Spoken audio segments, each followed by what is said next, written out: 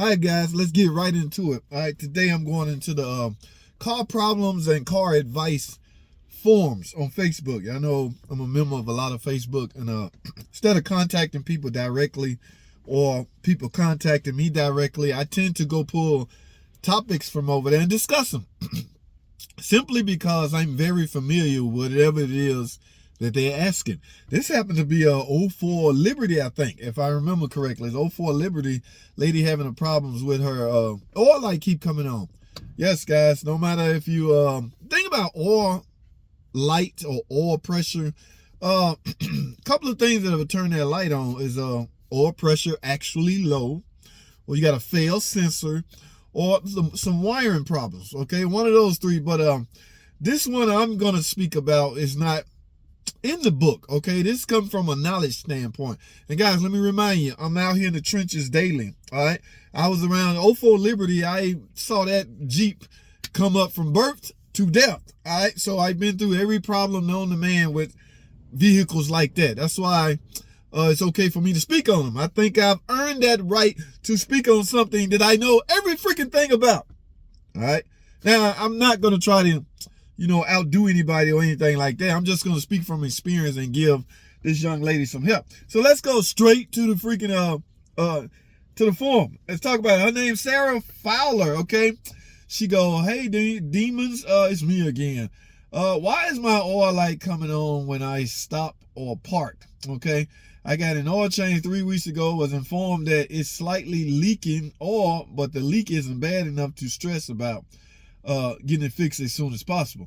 I top off the oil every week or two due to it being an 04 model Liberty. So it eats oil like nothing. Eats oil, I'm assuming you mean burning oil. Diagnostic advice, okay? Now, here's a picture of her cluster with the oil light, in fact, on, okay? Now, here's a couple of warnings about oil light. Yes, you do, in fact, need to make sure the damn thing got plenty of oil in it. But if your oil is topped off and the oil is clean or whatever, and you still getting this light on, you could have some issues we're going to talk about here in a second. Let's go through some of the comments, guys. There's two reasons an oil light would come on. Either you have extremely low oil pressure. Okay, now, mind you, the way to verify that is with an oil pressure gauge. All right, you essentially remove the oil pressure sensor and stick a gauge in that same spot. Then you would turn the car on and verify what the pressure is. All right, so my man David, either you have extremely low oil pressure, your oil pressure switch is going bad. Okay, or happens all the time. The switches are very simplified and can fail over time. Yes, these sensors can, in fact, fail a lot. Okay, did I miss something? What else? No, they're taking it home now, swapping it out for another vehicle. Okay. Noah, it's leaking bad enough to where the low oil light comes on. I'm sensing it's not, guys, this is the difference between an oil level sensor and an oil pressure switch. Okay, sensor. An oil pressure switch cannot monitor the level of the oil. All right, it can have, or I would say it like this: pressure can be affected by the level of oil in your vehicle. For instance, if you very low on oil, pressure could be low, which will, in essence, trigger an oil light. But technically, it's not an oil leveling sensor. It's not a sensor that detects how much oil in your car. All right. So let me finish this thought. It sounds like your oil pump is going out. War bearings, oil pressure sensor.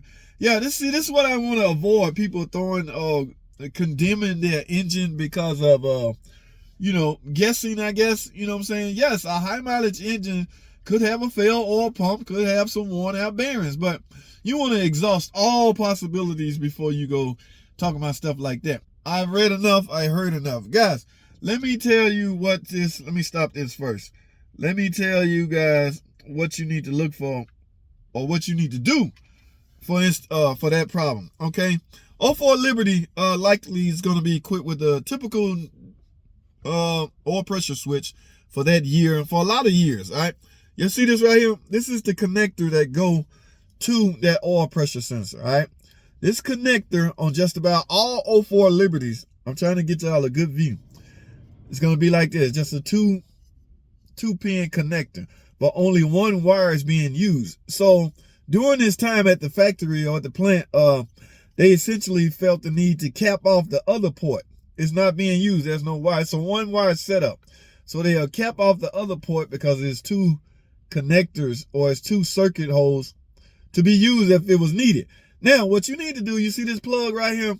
Okay, now, mind you, I still will replace the oil pressure switch, but your pressure, that could be pressure buildup from that failed sensor, and that pressure buildup, guys, don't call me crazy, but I'm telling you, that pressure buildup could be traveling through this wire, which will in essence turn your light on. I did a video on this on a PT Cruiser. Watch this video right here. I'm gonna card 2 videos on this too, because I talked about this a lot. Here's what you need to do to avoid that pressure buildup in this freaking connector causing your light to come on. This pin right here, get that mug out of there. Take your pair of pliers, get it out of here. Now, back in the day when this was a recall, they had us sticking a straw in here. A straw, dropped it. All right. Yes, they had us sticking a straw in here to create a hole where air can escape. Okay. Here's the pin. Just simply take that out of there. This is how your connector will look now. There's enough air pressure that can escape through there without it. Or you replace the connector, but this is the easy way. Your pressure sensor is likely failing, and it's creating high pressure. I know it sounds crazy, but this was a TSB out on this, all right, for the old ass LH cars.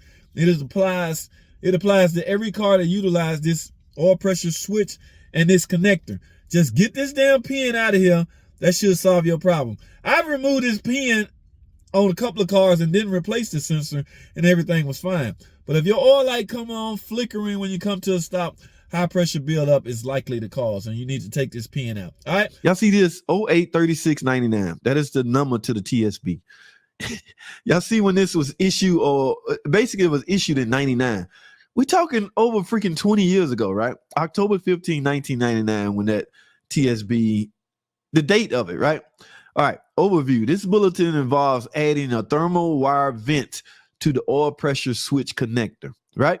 Okay, follow me now. Hope y'all following me.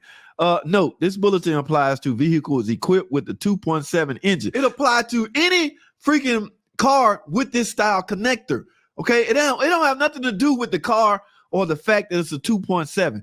It could be a 3.5. It could be a Hemi. It could be a 3.8, 3.3. It could be any of those cars that have this connector. And that was the bulk of all of them. That was basically all of them. Okay, so ignore this. This is why, now it makes sense. This is why people can't find this TSB, because they only issued it on the 1999 model Dodge Intrepid with the 2.7. Guys, we're talking about something that was issued back in 99, over 20 years ago. Why are we still having this discussion? And why is this TSB so unbelievable? All right, symptom and condition. With the hot engine, the oil pressure light may be on or flicker on at idle. All right, here's the diagnosis, what they want you to do.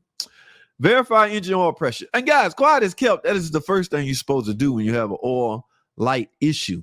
But nobody wants to grab a gauge and screw it in the block and check the pressure. I get it. I don't like to do that, and I don't feel like it, okay? Now, verify engine oil pressure. On page 921, ain't nobody even got no more books, man. Get out of here. Parts required. There are some parts that was required back in 99. Only part you need now is a pair of pliers to pull that damn thing out. Okay. Now, repair procedure. Raise the vehicle on a suitable horse. Yeah, whatever. Remove the engine oil pressure switch connector. Remove the sealing dart from the blah, blah, blah. Pull the terminal locking ring outward from front side. Yeah, pull the tab out. Okay, install a wire vent. Now, at the time, we didn't have this terminal vent. So they just told us to cut a piece of straw off a brake cleaner or something and stick it down. Attach that to the connector of the oil pressure switch, and you're supposed to tape it up. Okay, it paid a measly $210. Get out of Dodge with that. So my point is, man, this was a real legitimate concern back in the day. I don't understand what's so hard for people to for people to believe that that was an issue, and it's true. And the fact that a failing internal oil pressure switch can, in essence, create pressure. What if it's coming apart inside? Remember now, it's screwed into the block to monitor oil pressure. Oil pressure, pressure. Okay, so it's monitoring oil pressure. If the sensor is corrupt or coming apart internally, there's a chance that that pressure could get in the sensor and find its way to the connector. Now, because it's a sealed connector, there's no way for the pressure to escape. So what'll happen? It'll either push oil up through the wire all the way up to your computer, and it will make your light flicker. Okay, the way around that, according to this TSB, which was issued in freaking 1999, just pull the tab out. Why is this so difficult, man? I've already told this story. I screwed up, guys. I once replaced the whole engine because of this. Yes, I put an engine in. You know why? Because I replaced 3 oil pressure sensor. I even replaced the connector with a connector with the damn thing still in it. And I'm going to tell y'all how heartbreaking painful this is. I put that engine in.